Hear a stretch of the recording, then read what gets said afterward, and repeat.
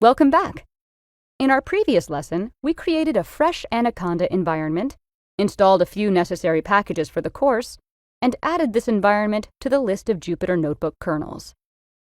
This lecture focuses on obtaining an OpenAI API key, allowing us to use OpenAI's API and large language models.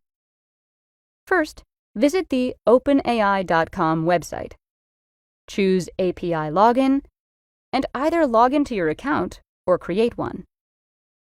Once done, you should be redirected to a window where you can interact with ChatGPT or use OpenAI's API to integrate their models into your projects.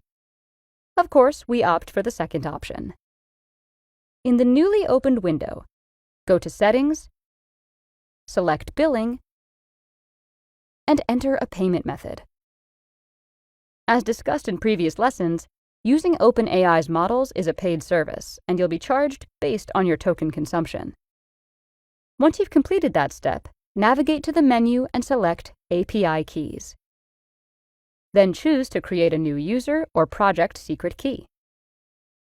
Give your key a meaningful name, for example, LangChain Project. Selecting Create Secret Key gives you access to your OpenAI API key.